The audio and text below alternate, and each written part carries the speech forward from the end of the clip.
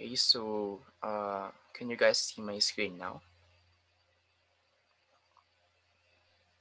Yes, sir. All right, so great. So again, last chance. Anyone who has a question so far regarding with our past topics, the module 1 and 2, lab number 1, 2, and 3, case study number 1 and 2. Any concern so far that you guys would like to ask?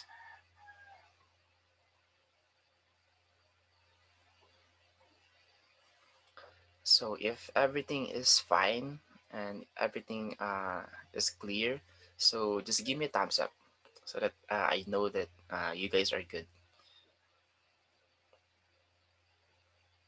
Okay, so 1, 2, 3, 4, 5, 6, 7, 8, 9, 10. Okay, so great.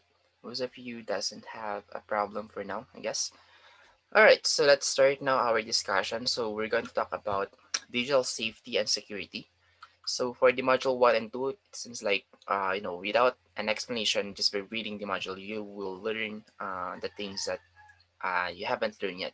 But in digital safety and security, so it's for sure that you will also know the meanings. However, I will add some additional information and more examples for you guys to get the scenario, okay? And what is really happening when it comes to the safety of our, let's say, files or to our system. Okay, so here are the objectives overview. So I will not explain them one by one anymore. Okay, so I will leave the reading part to you guys. So let's start right away with the meaning of the digital security risk. So it is any event or action that causes a loss of or damage to a computer or mobile device. Could be hardware, software, data information, or processing capability. Okay, so we could see that there's only two. Let's say the physical one, which is the hardware, and then the software, which includes everything that we cannot touch physically. Okay, so when I say hardware, so it's very common that it could be destroyed by a common disaster, like maybe a flood, uh, a thunderstorm, an earthquake, maybe someone who's going to steal your computer. Okay, so those are a physical interaction. But when it comes to software, so there's a lot of things. Okay, we have a lot of different kinds of attacks or different kinds of securities. So number one with that is the internet and network attacks. So there are things that we don't know that just by clicking you're already harming your computer. Okay, like you're not sure that you have already downloaded a virus or you have already downloaded a rootkit or a trojan or a worm or any kinds of malware. Okay, second is unauthorized access and use. So this one is still safe, but when we see unauthorized access and use, it is someone who's accessing your computer, okay, without you knowing it. Okay, it is someone who's using your computer without you being aware that they are already using your system. Okay, and then hardware theft and then software theft. I guess you guys already know this one. It's pretty obvious. Information theft is also pretty obvious. So I don't see information theft, the one that always the one that the hacker or the cracker who's going to steal information to you is mostly it deals with money. Okay, so your bank information, maybe your username and passwords in some of your let's say social medias just to blackmail you. Okay, like those kind of information. And then lastly is system failure. So this one we cannot avoid this one anymore since system failure is really part of our system. So as as we use our computers, uh, time will come that you know uh,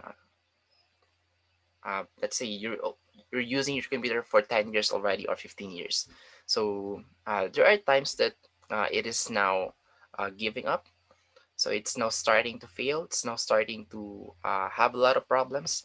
So that's system failure. Okay, and then the next one here is cybercrime. So the most common thing, why do we have viruses right now? Why do we have some threats in our computer via online or via network attacks? Is because of cybercrime. Okay, so let's start with computer crime. So when we say computer crime, it is any illegal act involving the use of a computer or related devices. So it is any device that can, maybe provide or create a certain software wherein they can threaten our computer. The next one is cybercrime. So cybercrime is an online or internet-based illegal act. So when we are using our computer, okay, and you did something wrong, like uh, it's not like it's already immoral, okay, like well, you guys already know what is a good thing and then a bad thing. If you did something bad, like maybe plagiarism, okay, or let's say sharing fake news, so that's already cybercrime. Okay, so it's any illegal act with the use of internet, with the use of your computer also, of course, because you cannot do cybercrime without a use of a computer.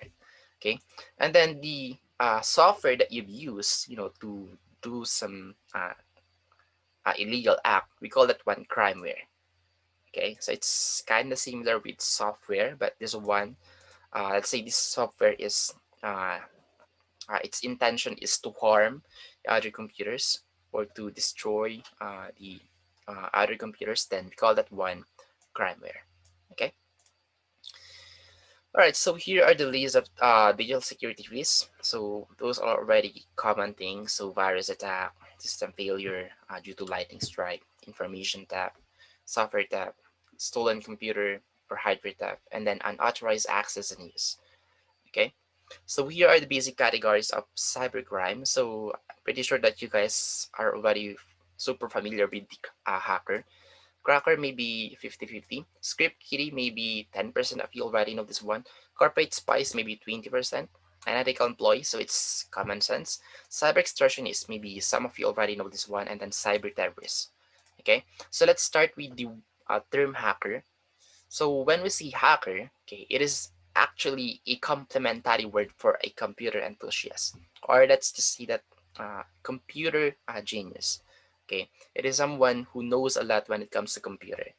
So before, when we see hacker, they are proud, okay, because it's a complementary word. But right now, it's being tainted by genius, uh, genius hacker, wherein they're using their knowledge to threaten someone, to gain money, to gain advantage, and so on and so forth. Okay, so that is why when we say hacker, it is now someone who accesses a computer or network illegally.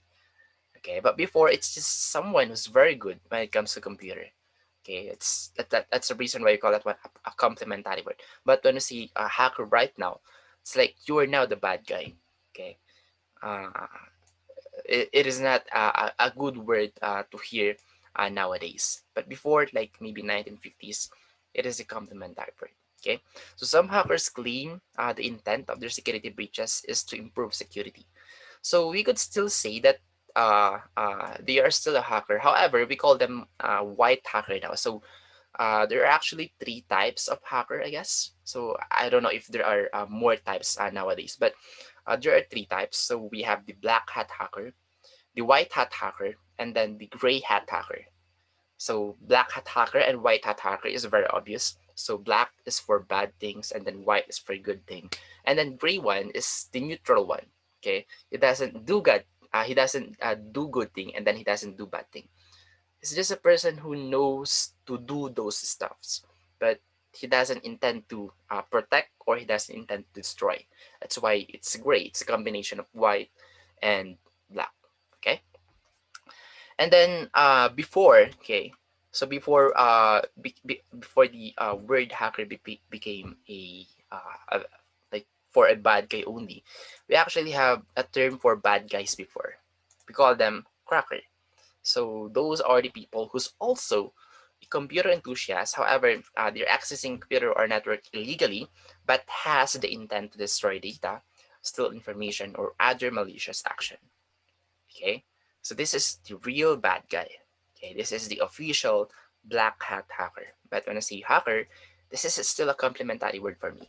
Okay, because you know some steps on how to, let's say, breach the security of the certain company. Okay, just mean that they have a weak security. Okay. All right. So are we clear so far up to this point? Anyone who has a question?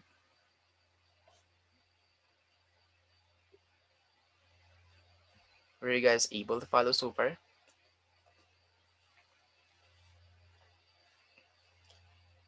So if ever that you have a question, so feel free to ask me anything. Okay, you don't need to raise your hand anymore. Just speak right away or just type your question in our chat box. Okay. All right. So that's it for the hacker and then the cracker and then the script kiddie. So I could say that I'm also a script kiddie. I'm not a hacker. I'm not a cracker. I'm a script kiddie, but I don't intend to become a cracker. Okay, so when I say script kiddie, it is same intent as a cracker, but does not have the technical skills and knowledge. Okay, often used for written hacking and cracking programs to break into computers and networks. So when I say script kiddie, it is someone who's let's say his knowledge when it comes to computer is still shallow. Like he knows 30% to 40% of knowledge only. He knows the basics, but he doesn't really know how to do some of the difficult things like the cracker and then the hacker is doing. Okay, so this one is using a pre-written hacking and cracking programs. Though I'm not into cracking programs. I'm just into I just want to know them, how to use them. Okay, I don't really apply them in real life. Okay, I never tried destroying someone's computer or someone's account or to threaten someone. Okay, I just wanted to know how to use them. Okay, so like for example the basics are maybe you have an application to hack your neighbor's wi-fi. That is already a pre-written uh, application wherein you can use that one just by clicking and then voila, you already have the password of your neighbor's wi-fi. Okay, so most of us wanted or wanting to have that kind of application. Though there's already a lot of application on the internet. Okay, just search. Maybe you can find one that's still working, especially for the PLDT Wi-Fi's. So, but I don't recommend you guys to do that one because that's not a good thing. It's a bad thing. Okay, just maybe use that one in terms of uh, maybe when it comes to emergency. Okay, if you really need to, but don't take advantage of your neighbor's Wi-Fi because of course they will get angry of course then once they found out. All right, well anyways that's it for the script kiddie and then corporate spies. So I think this one is super obvious. So when I say corporate spies, it is someone uh, this corporate spy is also could be a hacker or cracker. This is also a good uh, uh, yeah, let's say a genius. Okay, genius person who knows a lot of things when it comes to computers. Okay, so companies hire this kind of spies just just to gain advantage to the other company. Okay, but there are some bad companies like unscrupulous companies hire corporate spies. Let's say to destroy, to gain a competitive advantage, etc., etc. But mostly, just when I say corporate spies, more on for bad things like 90%. Okay, because they are into gaining uh, advantage when it comes to the other competitive companies. Okay, and then Anetical Employees. So I think this one is also super obvious. Maybe it's just someone who's angry to his boss. It's just someone who wanted to destroy the reputation of the company, maybe, or the security of the company. So some simply want to exploit a security weakness. Others seek financial gains from selling a confidential information, or may want revenge to his boss. Okay, so we call that one unethical employees. Next one is cyber extortionist. This one is also super obvious. So this one is similar with kidnappers. Okay, so they're going to kidnap someone and then they'll ask for a money, and then of course uh, they will not release that someone, okay, if they haven't got the money yet. But in here, instead of someone's being kidnapped, okay, it is now your file or your data or your computer who's being kidnapped, okay. So they demands payment to stop an attack on organization's technology infrastructure. So what is this kind, what is this attack? Mostly, if it's just a personal computer, they have the capability to lock your computer, and then you will see some notepad like upon opening your computer. So it's locked, right? And then you will see here a notepad wherein uh, they're going to say message, okay, and then blah blah blah blah blah. Then they wanted to ask for money, and then you have to deposit that one to this account number, and then to this account name, okay, and then he will only give you 24 hours, 24 hours, sometimes 1 week, depending on their their mood, okay, and how uh, vigilant the kidnapper or the cyber extortionist, okay. So if you haven't or wasn't able to give the money on that given time as well, they will lock up your computer forever.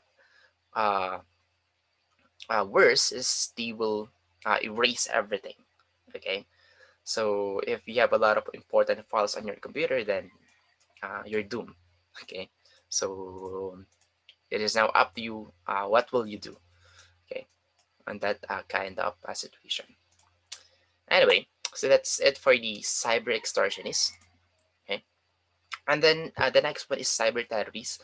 So this one is just simply a person who's maybe who hates a certain company, who hates a certain section of government. So it uses internet or network to destroy or damage computers for political reasons, such as targeting the nation's air traffic control system, electricity generating companies, or a telecommunication infrastructure. So this one has an intention to destroy someone's computer. Okay, so both of them has the same definition wherein both of them are bad guys. But when it's the cyber terrorists, this one is 100% going to destroy your system. Okay, but for cyber extortionists, you're just asking for money.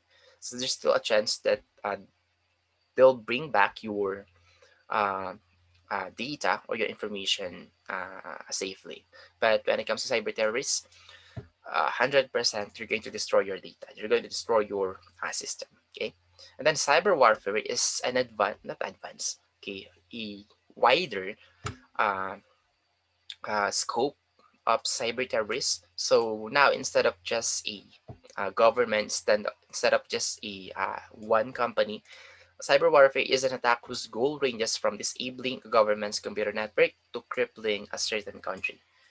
So these people, this group of people, is really wanting to destroy someone's country, especially their system, their government's maybe server, government's uh, say websites, what else, systems, or whatsoever. Okay, so one now is just a larger.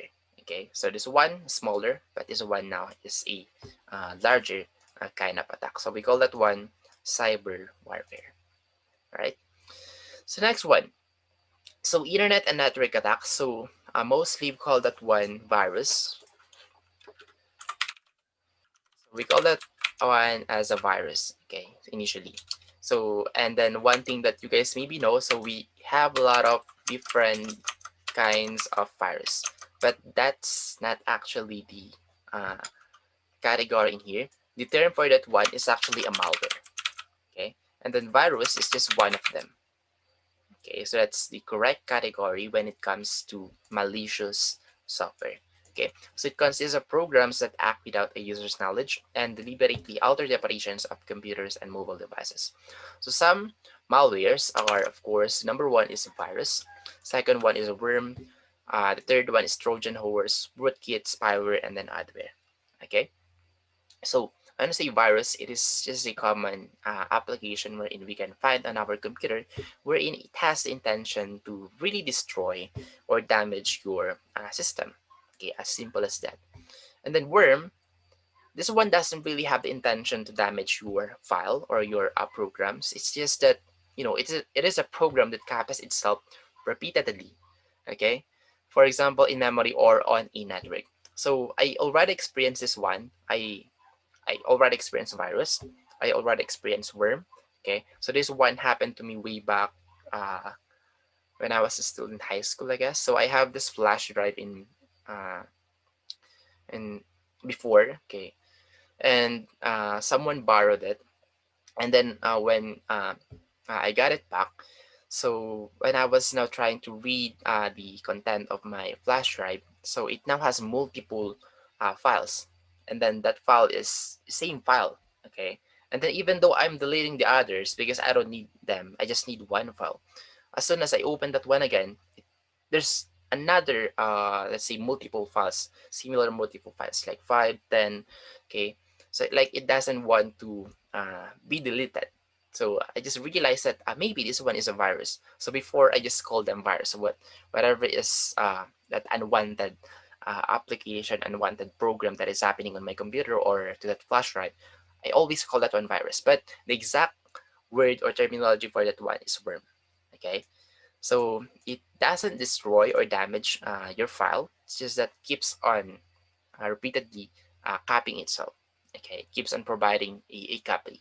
So what will happen if it will go down? I mean, if it will keep on going on as time goes by. Let's say you let it copy itself for one day, one whole day, 2 days, 3 days.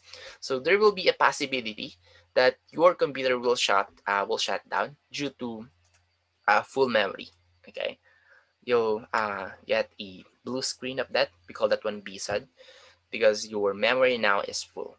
Okay, so yeah, that's the only thing that will happen to your computer.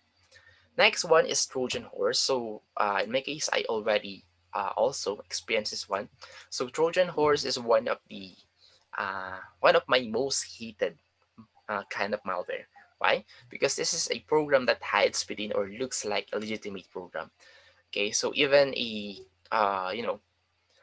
free version antivirus cannot easily find Trojan horse because this one is acting like a legitimate program. It's a program that you can use normally.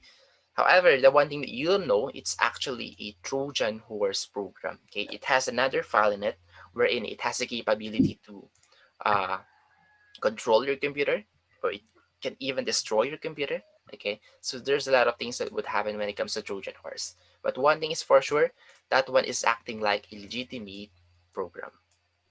Okay, next one is rootkit.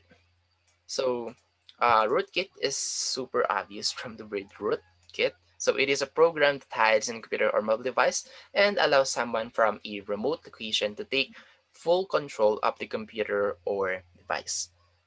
Okay, so when we say rootkit, this one is mostly the one that the hacker is going to install to our computers. So that hacker or cracker doesn't intend to destroy our computer right away because initially that is not a virus. Okay, it's just an application wherein they can control or they can open our files without us knowing it. Okay, so this one is similar with spyware. So if you have rootkit, they can also spy your computer. Okay. However, in spyware, okay, this is a lower version of rootkit because this doesn't have the ability to control your computer. It's just there to spy what you are doing. Maybe it can record some log files. It can open your webcam without you knowing it. It can record what you're typing. Okay, it can record the website that you're visiting, etc., etc. Okay, that's the reason why we call that one spyware.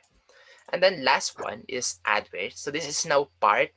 Okay, this is now part of a malware. So if there is a unwanted, uh, see advertisement, so it suddenly pops up. So that is already an adware. So one good example of this one is I'm pretty sure that. you guys have already visited some of the anime site where you can watch anime. So just by clicking the play button, it will lead you to another website. Okay, that's an unwanted advertisement. So they are advertising this web page or this let's say commercial. So that one is an example of adware. The one that we are experiencing on YouTube, that is not adware because there's actually we call that one a warning. Okay, so it's actually you could still consider the one as an adware because uh, we doesn't want that advertisement to pop up, while playing a certain video. However, are showing that one beforehand, before you're going to play that advertisement, then that is actually legal. Okay, that's their way to earn money. Okay, all right. So sorry, I have to mute you guys since the others might get distracted. Anyway, so that's it for the adware. Okay.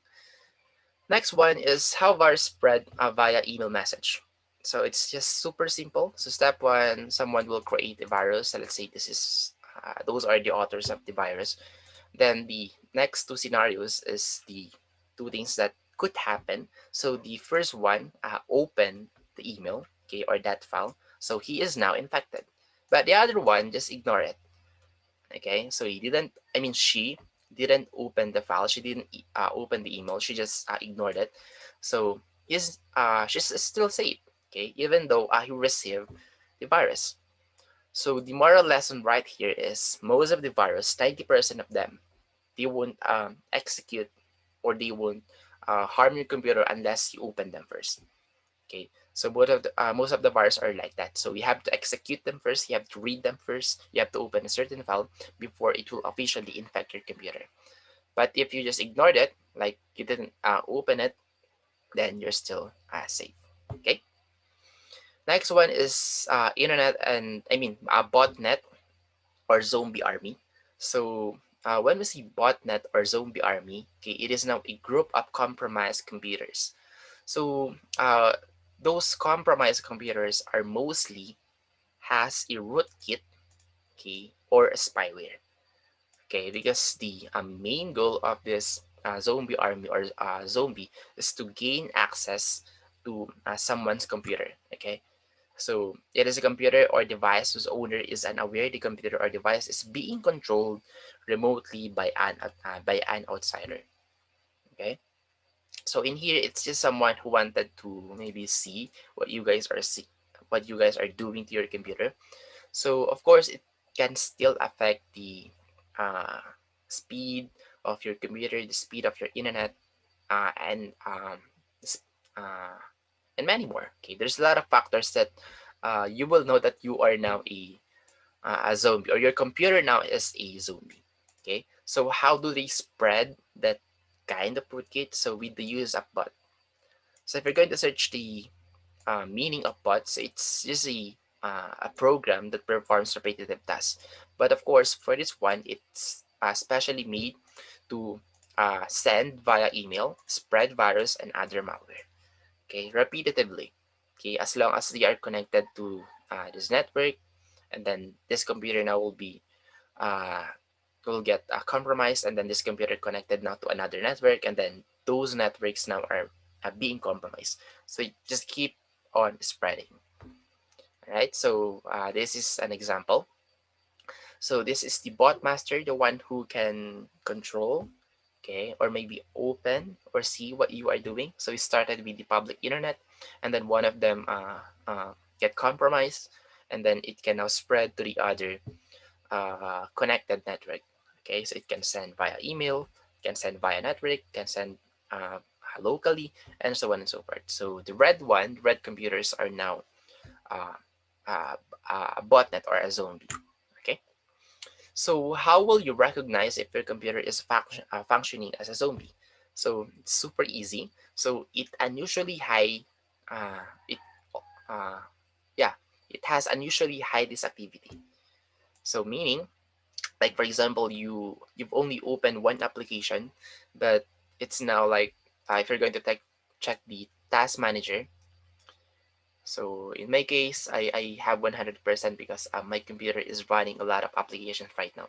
But if let's say you only have one application, and then that application is not that heavy, and then you're having 100% CPU usage, or let's say 90%, which is very uncommon since you're not doing anything. Okay, so maybe you're already, or your computer is already compromised. So your computer now is maybe a zombie.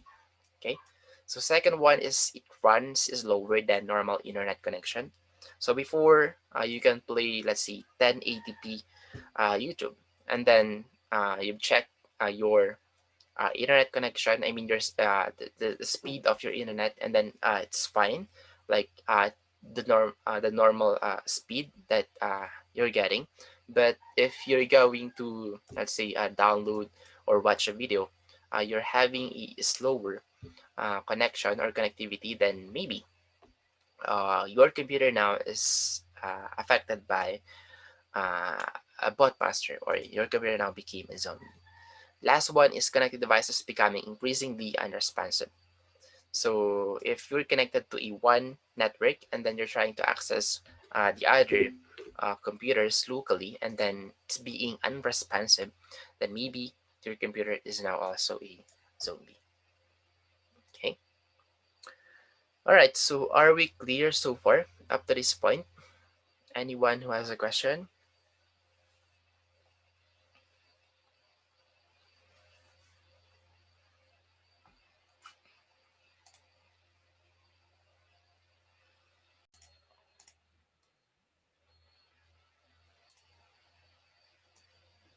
Okay. So good morning again. So let me just check if you guys are already ready. So just give me thumbs up. So let me know that you're already in front of your computer.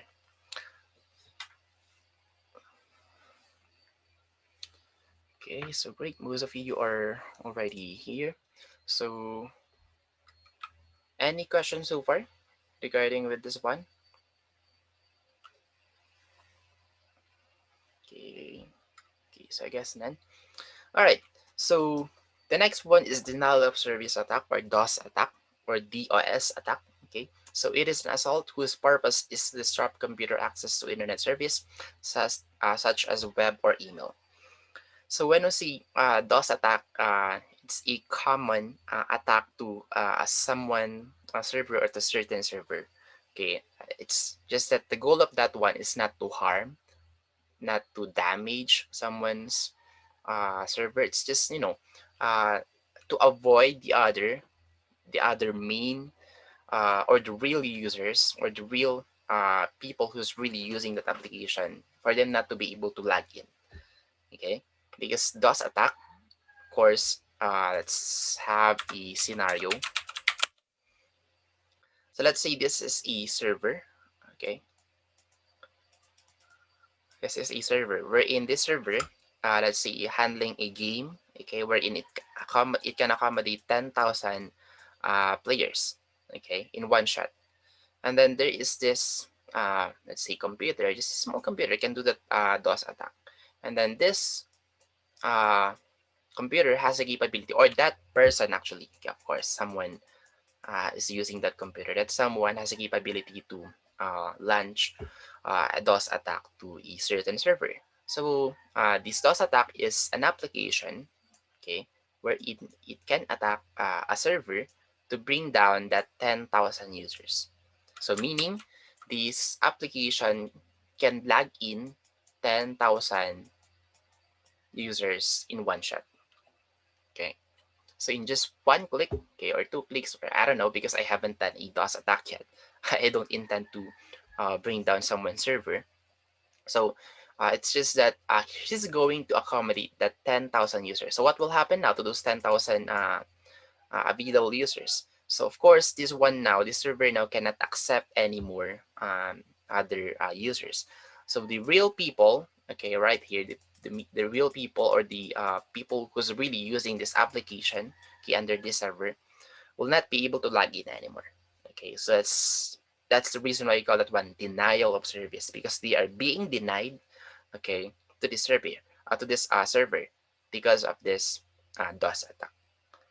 Okay, so I hope this one is super clear. So it's not just a game. Okay, so it could be a website, could be an email, okay, or any kind of server.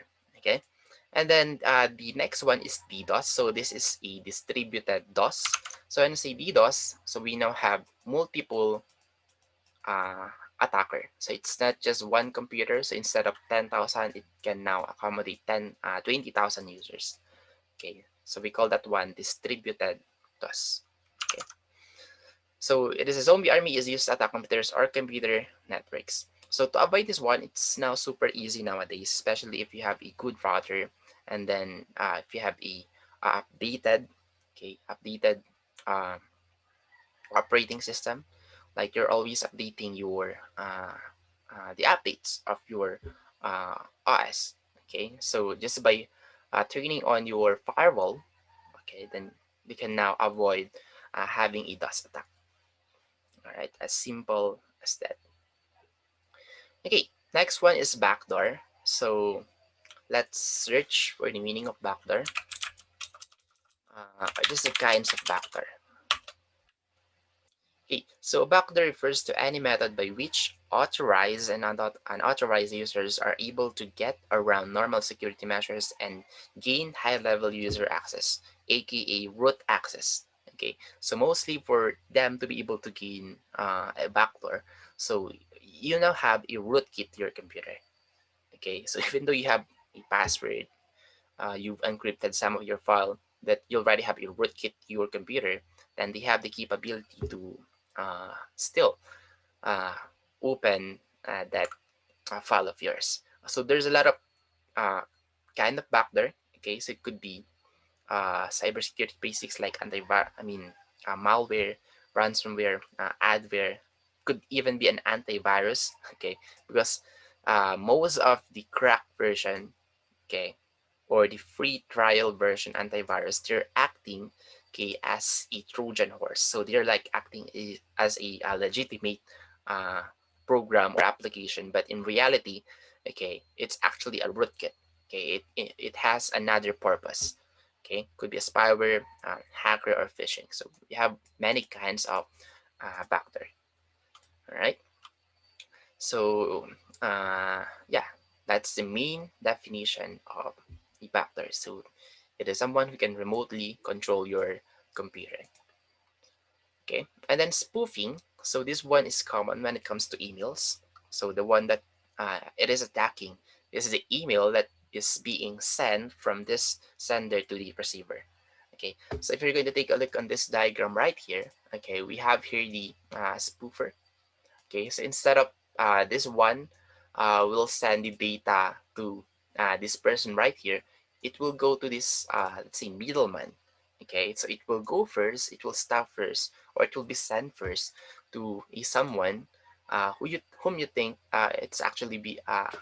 whom you think it's being sent to this person, but in reality, it is being sent to this middleman. So in spoofing, he's going to alter maybe, or he's going to take advantage of that email. So maybe that's an important information that you are sending to that someone. Okay, and then yeah, so he can now do anything that he can do. All right, so I don't know. There's a lot of things that could happen when it comes to spoofing. Okay, so number one, they could alter the information that's being sent to you. Second is they will never uh, send it to you. Okay, you will receive nothing. Okay, but from the sender, they have already sent the email, but you never receive anything. Okay, so that's it for the email spoofing. We also have IP spoofing, but this one now is similar to phishing, phishing. So phishing is mostly attacking, or IP spoofing is attacking a online payment method. Okay, so it is a website wherein you're going to put your bank account, uh, bank account information wherein you're going to pay. So it's already it. Okay, and then you thought that you are uh, paying that one to real bank account number and then bank account name. But in reality, you are now being spoofed. Okay, that IP now is a fake IP, okay, or fake URL. Okay, so it's just acting as uh, a legitimate website, but in reality, it's not a safe website. Okay, so we call that one IP spoofing. All right. So we have a lot of ways actually to identify if we are being attacked by spoofing. So later on, we'll discuss that one more. All right, so that's it for spoofing. So how to safeguard against internet and network attacks? So to make it simple, just take advantage of your default antivirus. So in Windows 10, we have this threat, virus and threat protection. So just turn on that one. Okay. So you don't need a third-party antivirus. So unless you're willing to pay a premium account, so 100% you are now safe. Or let's just say that 95% you are safe. But having this one, this default virus and threat protection, this by turning this one on, I would say that your computer is already 90% safe. Okay, so this one is one of the trusted default antivirus of our computer. Okay, so in other cases, we call that one Windows Defender or Microsoft Windows Defender. So just look into that one to your computer, or if you don't have that uh, feature of your computer, just install it maybe. Okay, because in my case, it's a default program of Windows 10. Okay, so for Windows 8 or Windows 7, I think we call that one Windows Defender. Okay, just turn on that one, then you are now pretty much safe. Okay, and of course, be suspicious of unsolicited email. Okay, always. Okay, and then scan removable media for malware before using it, and then always implement a firewall solution. Okay, and then back up regularly. Okay, so with that, we could say that you are now 99% safe. Okay, if you're going to do those things. All right. So here's a firewall. What is really the main role of firewall in our computer? A firewall is just a wall. Let's just say that it's a wall wherein it is filtering all of the uh, let's see uh, going in and going out information to our computer. Okay, with the use of the internet. So a firewall is checking the URL, the content of that website, the file of that uh, yeah, the file that is coming from a certain website. So if that firewall detected that it's not safe for you to proceed or open that file, then do not open that one anymore. Okay, but there are some cases wherein we have to turn off our firewall if you are having an official application. Okay, like it's being made from a third-party application, like it's not really officially uh, published onto the internet. So it could be detected as a virus, but in reality, it's a safe application, just an official application. Okay, like for example, the one that is being created, the one that is being created by Visual Studio 2019. So this is the one that you're going to use upon creating a certain application. Okay, so this could create an application, but it will be detected as a virus because it's unofficial.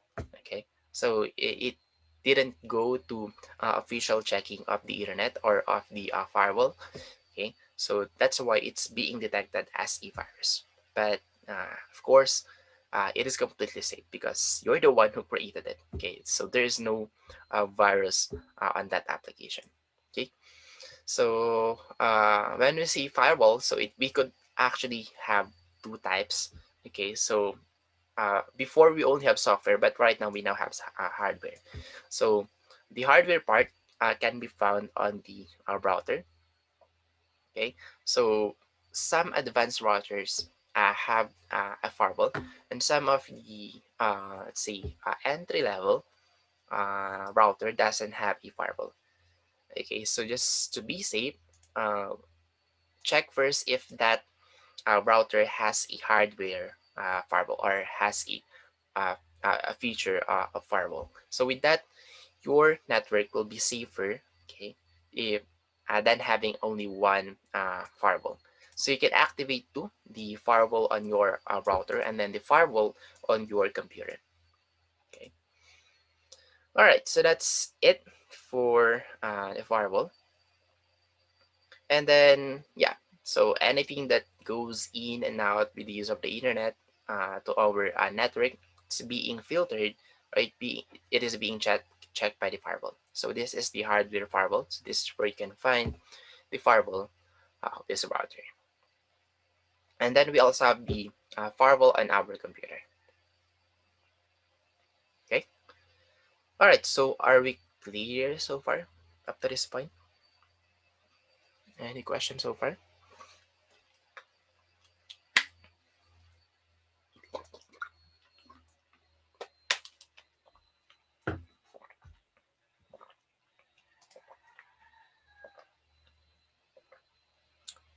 All right. So what about the others? You guys have a question so far?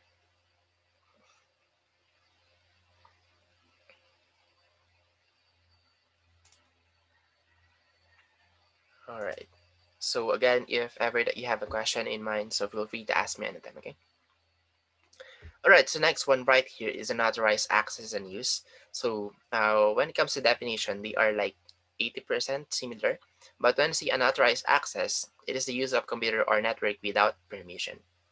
Okay. Like you can use that computer, but you cannot access some of the application. Then unauthorized use is the use of computer or its data for unapproved or possibly illegal activities. So unauthorized use is 100%. You're not allowed to use that computer. But for unauthorized access, like you can use that computer, but you cannot access some of the feature or some of the uh, uh, say setting or application of that computer. Okay. So to avoid, having this unauthorized access and use, just turn off those, okay? Those file and printer sharing, music, picture, videos sharing, and media devices sharing, just to be safe, okay? And then access control. So it is what uh, we give to the user. So let's say from server, and then we have, I mean, from admin, and then we have this user right here. Let's say 5 users. So of course, we're going to give them individual accounts for them to be able to use a user account. Okay, so they can now gain access control. However, since they are just a user, so we have some limitations like security measure that defines who can access the computer.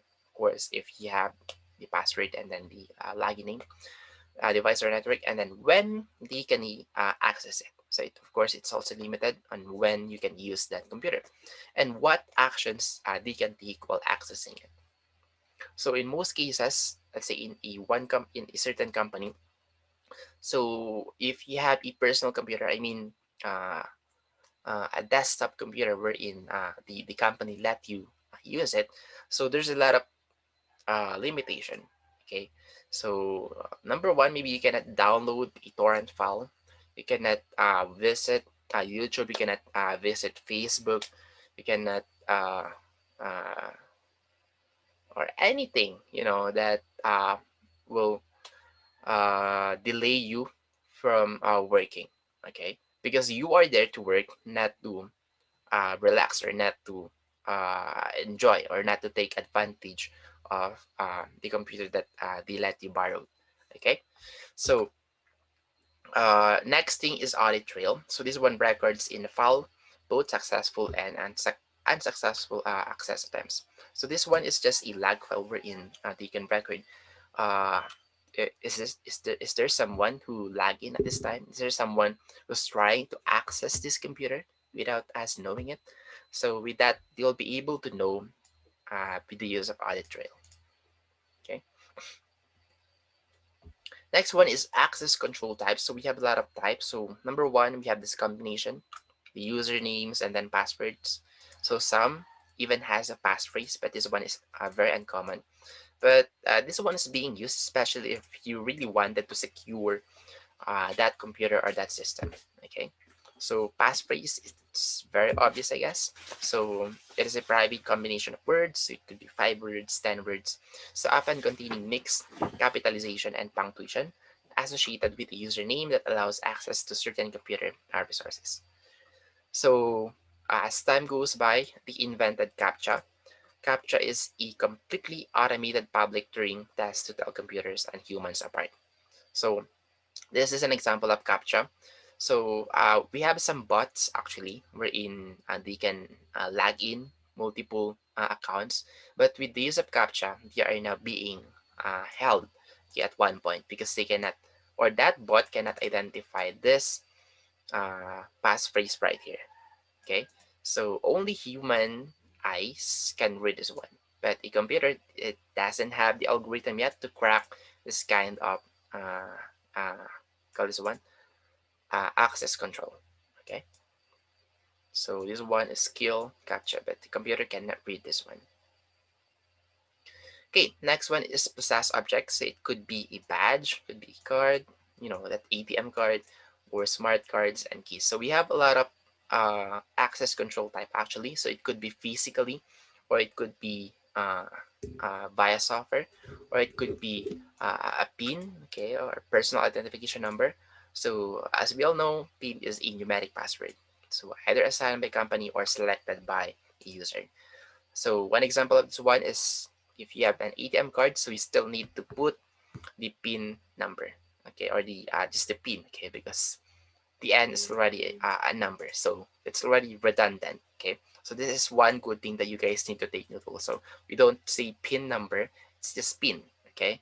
Or if you want to say number, PI number or P number, okay. So personal identification number. Next one, we also have biometric devices wherein it is using the person's identity. So we have a lot of biometrics. So we have fingerprint, face recognition, hand geometry, voice verification, signature verification, and then iris recognition. So I'm pretty much sure that you guys already know those things. So I will not discuss them anymore since they are very straightforward. Okay. And the next one is digital forensics. So this one is also called cyber forensics when it comes to investigator. So if we have CIA, wherein they're the one who's investigating physically, okay. But in the world of computer, we call them cyber forensics or digital forensics, and then they have, of course, their expertise. So some has been deployed or trying to study about law enforcement. Some are criminal prosecutors. We are into cyber criminals. Some are into military intelligence. Some are into insurance agencies. Some are into information security departments. Okay, so I would say that this is the common one. Okay, when it comes to cyber forensics, they're the one that's trying to uh, solve the issues when it comes to deep web, the one who's selling illegal arms, illegal what is one, illegal medicines like shabu, cocaine, marijuana, etc. Anything that's illegal. Okay. All right. So we also have software tabs. So I think this one is also super obvious. So that's why I will not explain this one anymore. This one is very straightforward. Anyone who steals a software tab. Anyone who intentionally erases a program, software tab. Illegally registers and or activates a program, software tab. So I admit that I am one of this one. Illegally registers and or activates a program. Okay, so, so just wait a second.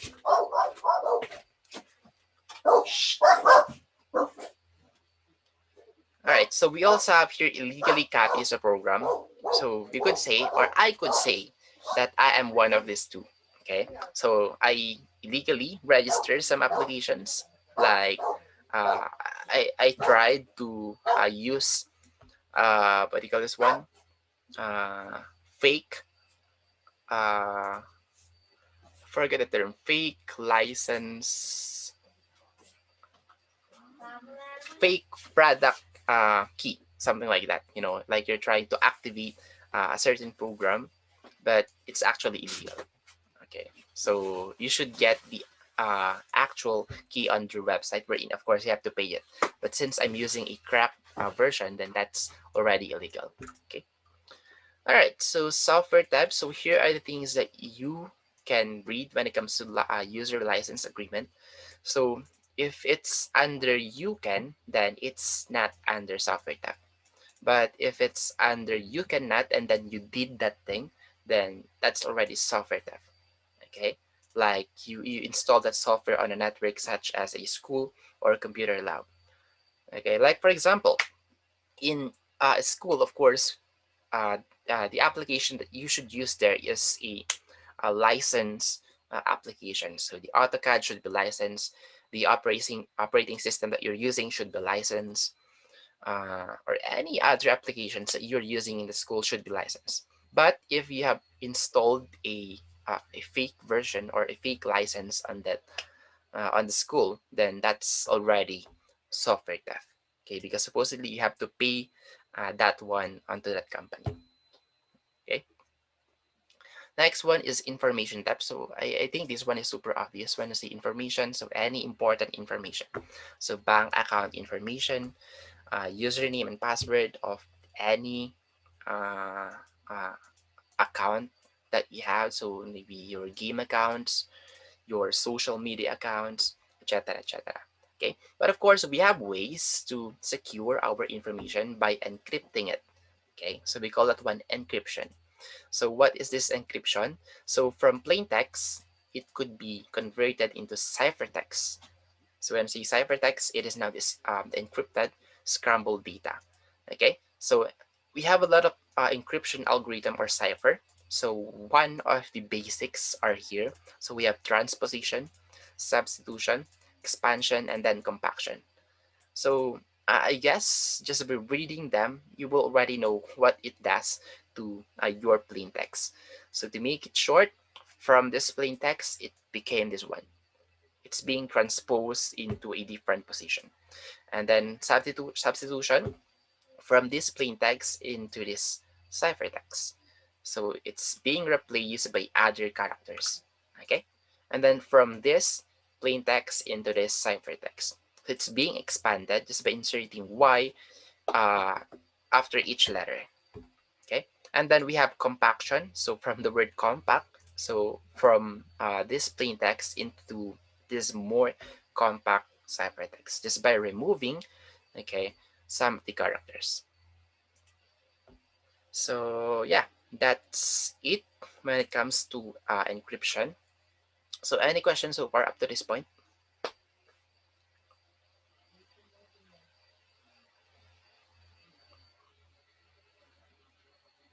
Question? So are we still clear? Can you guys still follow?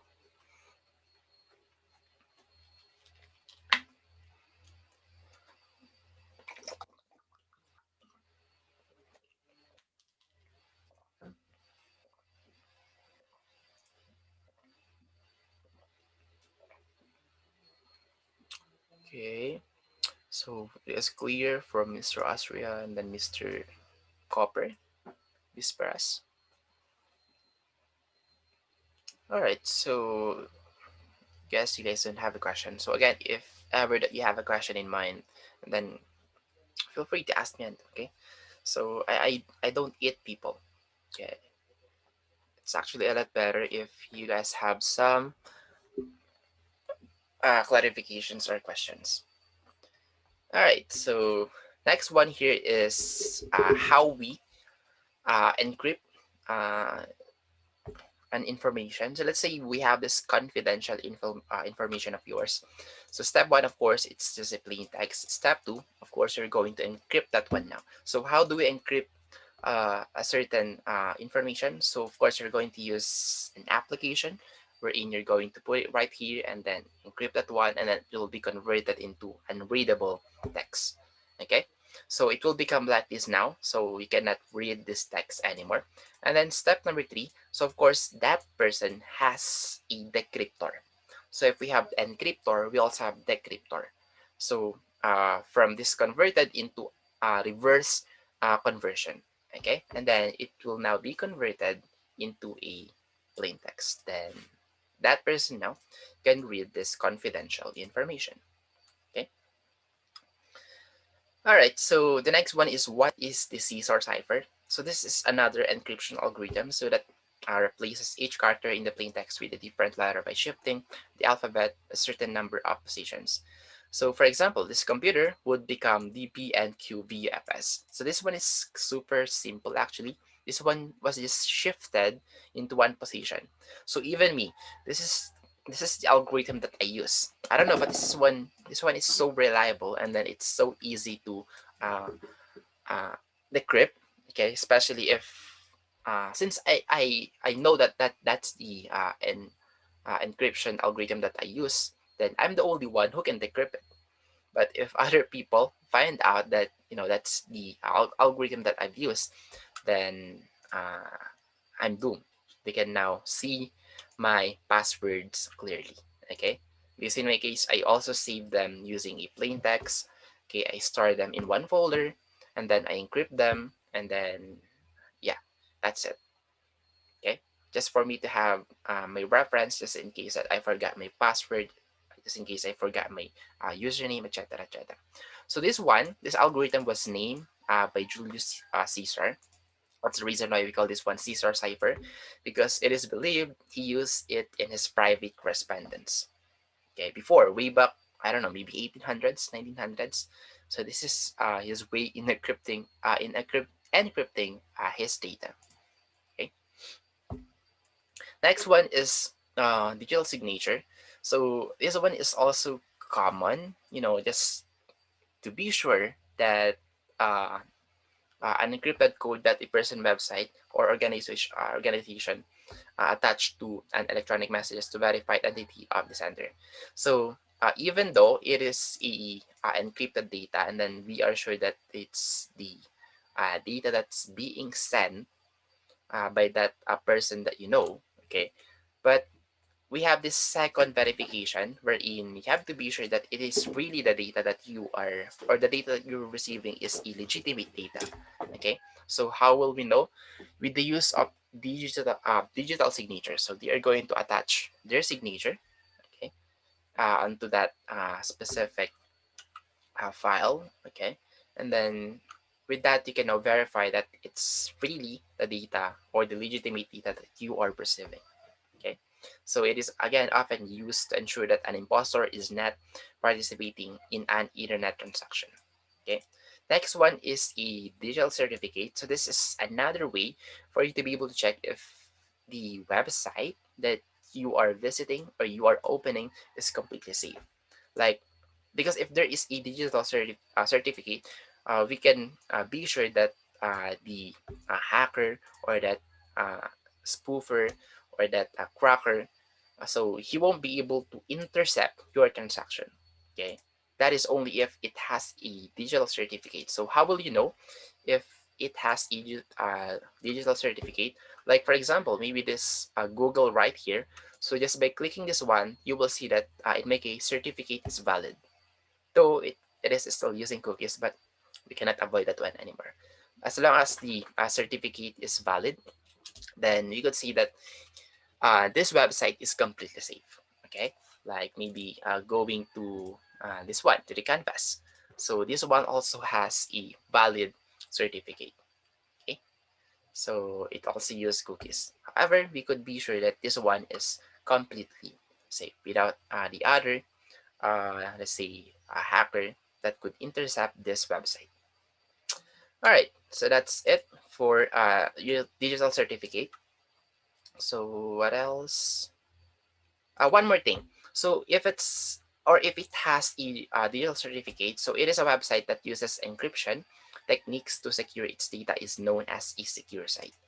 So even though you are putting your password, you're putting your username, it's actually being converted into uh, to a encrypted file. Though of course they still have a way to decrypt that data, but you know, they'll be having a hard time, especially if they don't know the algorithm that was used onto that specific file, okay, or information. All right, so that's it for information tab. So how many minutes do we have left? So one more minute. So yeah, so this is your way or an indicator that that website is safe. So it has a certificate like this one, okay, a lucky, and it also has this HTTPS. So if you have this HTTPS, so you could be sure that all of the data are being encrypted, okay? Because some doesn't have HTTPS, then but yeah, it could be uh, still a safe website because it has a certificate, but the data is not being encrypted. Okay, so that's the reason why it's better to have HTTPS and then this uh, certificate so that you can have a double encryption. Okay. Well, actually, I've heard that it's not just double. Sometimes it could be triple or quadruple if you have this HTTPS and then valid certificate. But before, uh, the only goal of this one is to encrypt.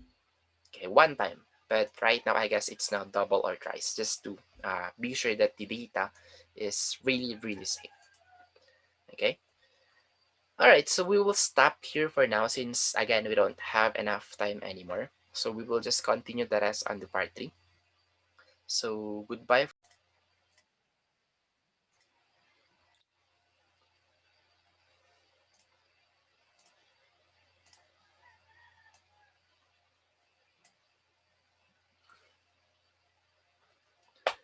Okay, so hello again.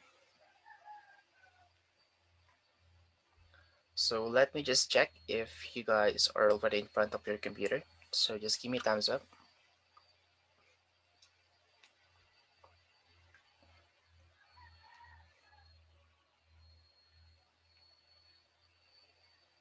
Okay, so most of you are already here, but the other four, I don't know where they are. Anyway, so any questions so far or clarification up to this point?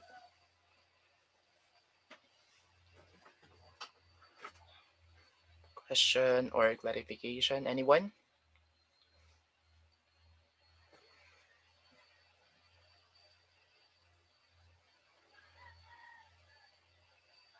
Hmm, none? Until now, there's still no question. So are you guys saying that I did explain everything clearly?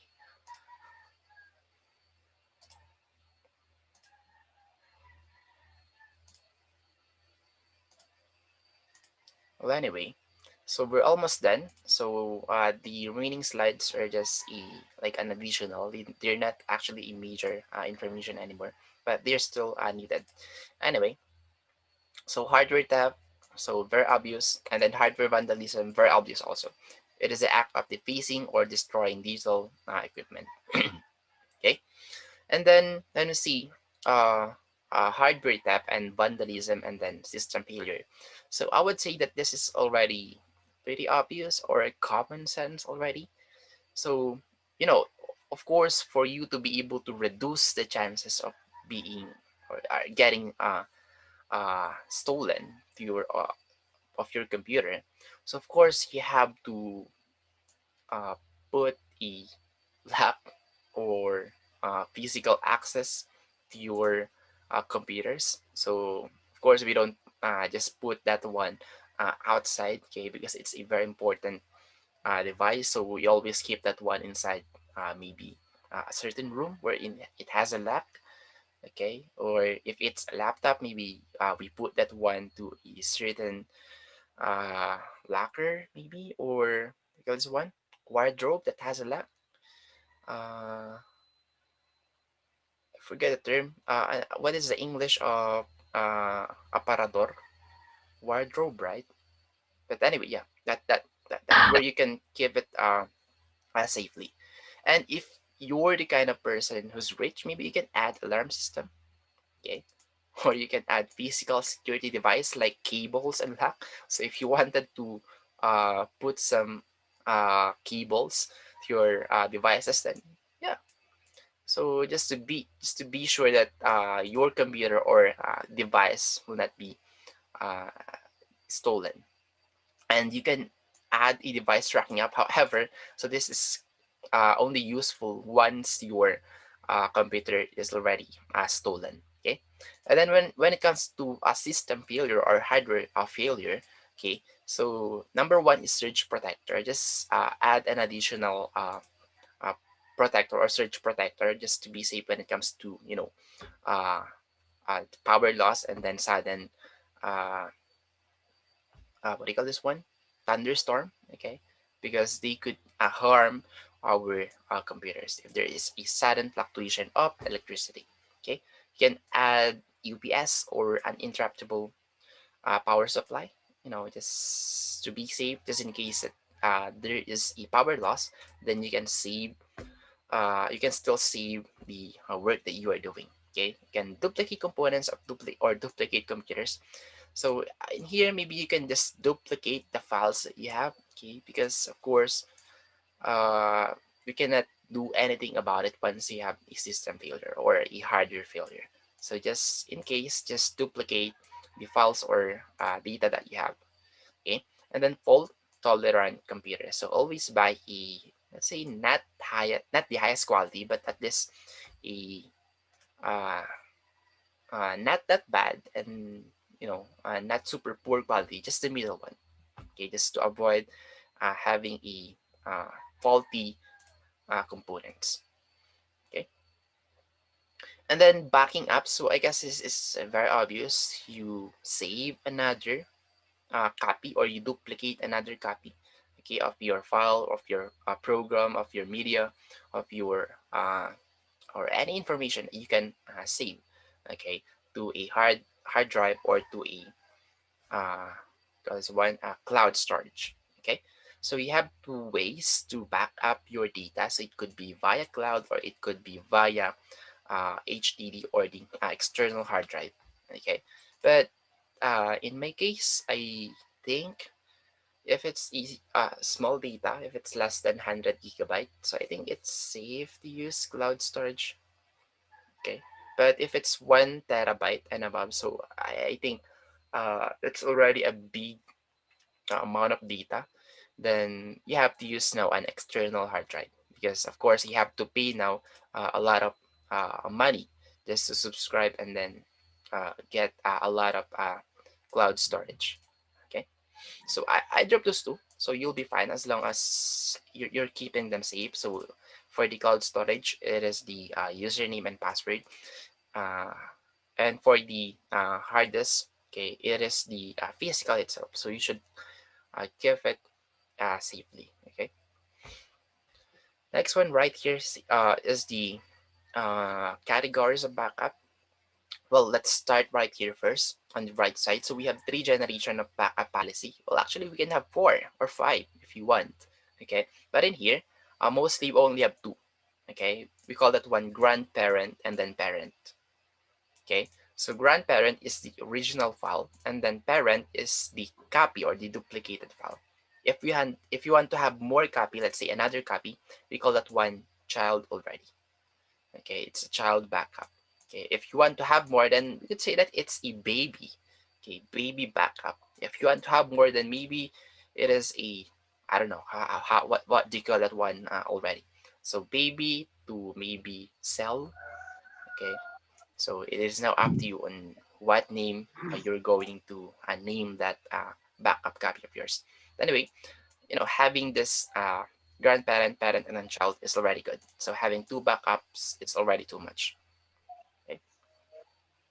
All right. So let's start with the full backup. So from the word itself, it's backing up everything. Okay. So that's the reason why it's full backup. And then differential backup, it only copies the file that have changed since the last full backup. So you still have to do a full backup and then followed by the second algorithm. Okay. But if you want to be safe, 100% safe, then you can always go to full backup. However, this is the longest backup time. Okay. So because it need to copy everything. Unlike if it's differential backup, it will only copy the changes since the last full backup.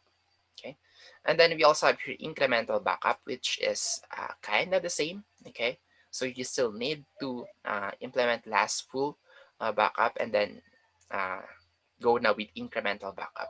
So in here, instead of changes, uh, it copies the call this one the most consuming time that it can copy. So it's kind of similar with the differential backup.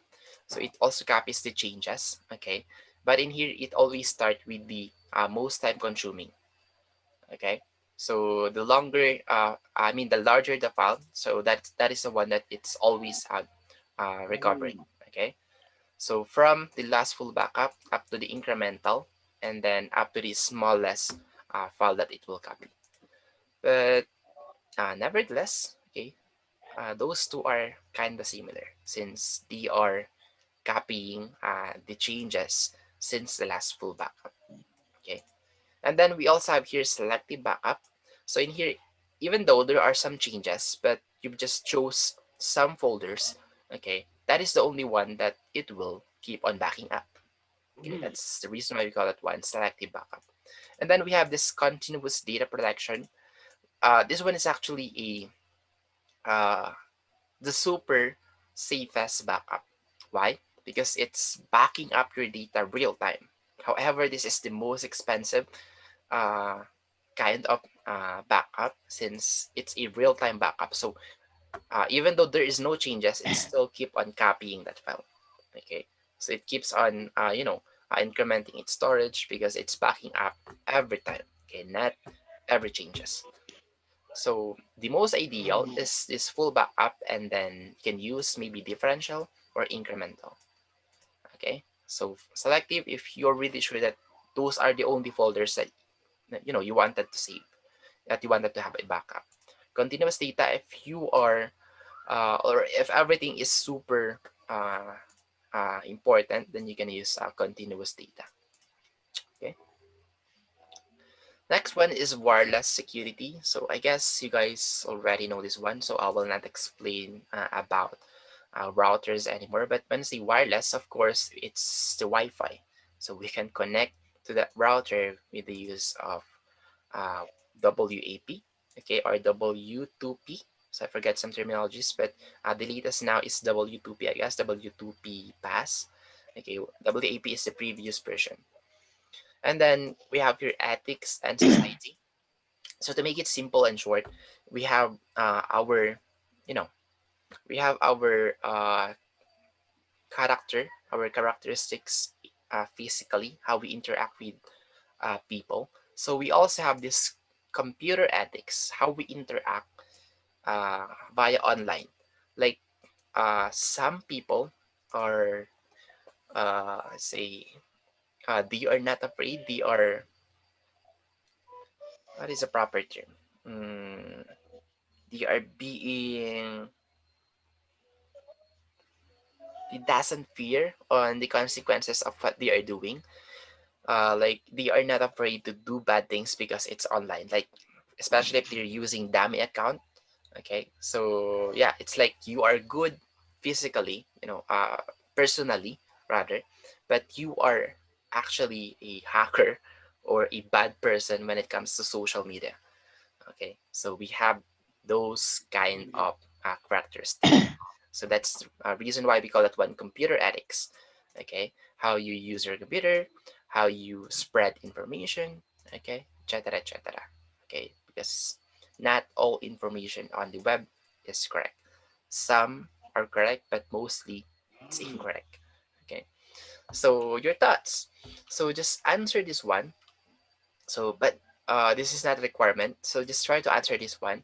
So if you have more ethical check, then maybe you are an ethical uh, computer user. So we call it one netizen. So you are an ethical netizen. But if there are more unethical, then maybe uh, you are an unethical netizen. Okay. So this one is up to 20. Next one is ethical. Uh, I mean ethical intellectual property or the IP. So if we have property rights physically or personally. Like I own this smartphone, I own this ball pen, I own this keyboard, this mouse. We also have intellectual property. Okay, so from the word intellectual, so it is an idea. It could be an idea, could be an invention with the use of the computer, could be an art, could be their writings, processes, company and product names and logos. Okay, so the things that we cannot touch, okay, we call that one intellectual property. Okay, so in computer we also have this intellectual property rights wherein I could say that I own this website because I am the one who created, I am the one who developed that website. Okay, so if someone used that one without me being notified, okay, didn't even uh, let's say got this one, they didn't ask me if I would allow them to use my website, okay, or some part of my website, then I could uh, file them a case. So it's a plagiarism, okay? So they are using my property without me knowing it. Okay, so we have this copyright protection. Okay, so that is why in YouTube, if you're using someone's video, then they say copyright. Okay, maka-copyright tayo dito, ganun. So your page might get demolished, okay, or might get banned. And we also have here DRM or Digital Rights Management. So this is an application which the internet or the people created when it comes to the internet, so that uh, once it detected that this one has a copyright, then you cannot legally distribute that one. Okay, so this one will automatically prompt you that you're illegally distributing that movie, that music, or that uh, digital content. Okay, so we call that one digital rights management. Okay. And then for the codes of conduct, so I think this is also a common sense. Okay, so just read this one. I am pretty sure that you guys already know this one. Okay, so the same with ethics and society. I mean ethics society, green computing. So this is also a common sense. Okay, so green computing is, of course, you have to conserve energy, you have to reduce environmental waste. Okay, so it's a common sense. So even though you're a rich person, but if you don't really need that, uh, let's say you don't need multiple computers, okay, then do not buy more than what you need. Okay, just buy what you really need. So yeah, we call that one green computing. So you should conserve energy and then reduce environmental waste. Right. So next one is information privacy. So this one refers to the right of individuals and companies to deny or restrict the collection and use of information about them. So there are some cases wherein uh, you allow them, especially if you didn't read the license agreement or the contract, and then you just keep on, I accept all of the agreements, etc., etc. But there is a sentence there including that uh, the informations that you are doing here can be shared or can be stored to uh, a database wherein they can use that information uh, with the for the good of the company, something like that. Okay, so huge databases store data online, so it is important to safeguard your information. So we don't know. Okay, so there are even some leaks that uh, Facebook, Gmail is selling the data. Okay, so even though we are trying to safeguard our information, our private information, so you're still not 100% sure. Okay, anything could happen. So here are some tips and ways to safeguard your personal information locally and then via network also. So just read them. I'll leave the reading part to you guys. Most of them are common sense. Okay.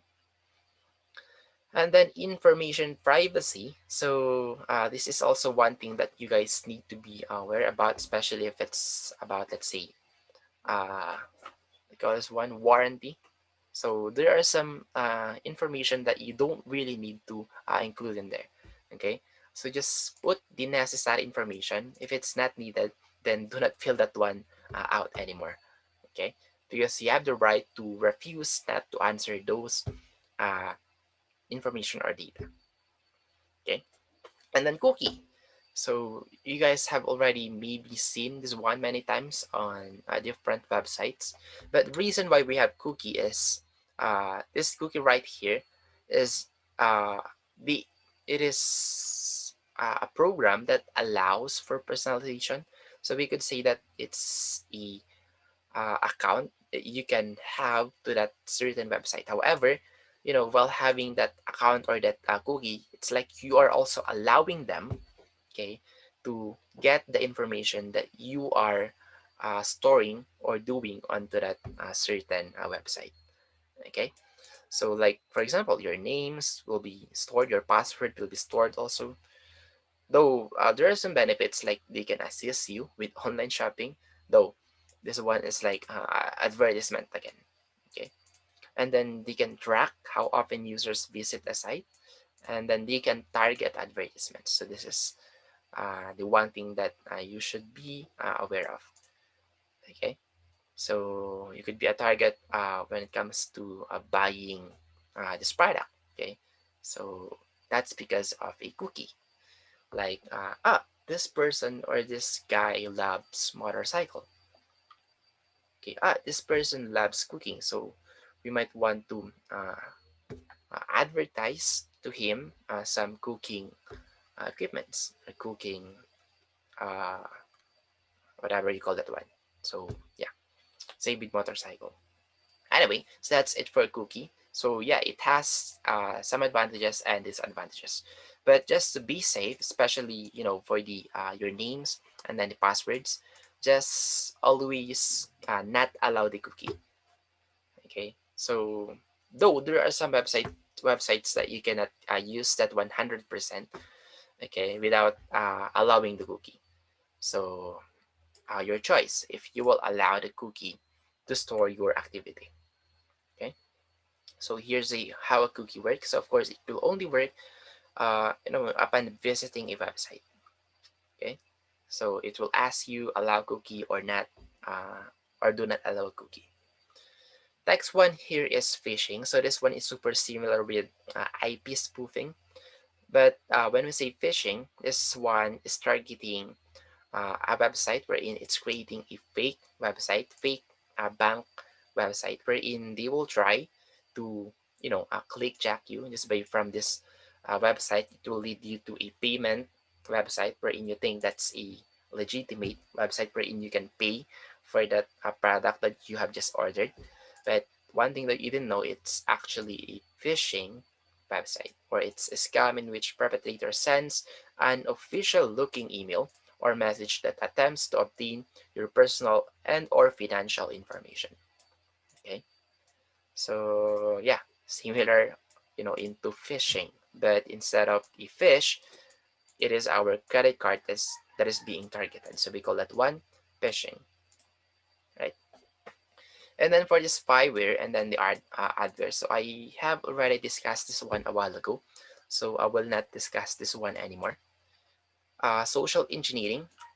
So one good example of this one is when we see social engineering, it is a company who's going to take advantage of, let's say, a famous person. So they will hire that person to advertise their product. So we call that one social engineering. Okay, so this person has a big influence when it comes to technology. So they will hire that someone to advertise their product. Call that one social engineering. All right, but there are some, uh,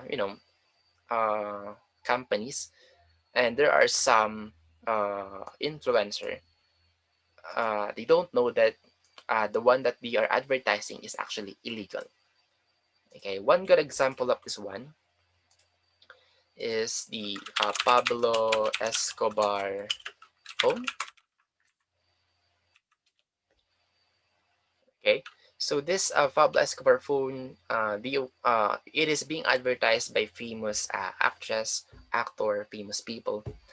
But yeah, one thing that they don't know. So this is a what do you call this one? Online payment. So they have to buy this one via online. There is no physical store for this one.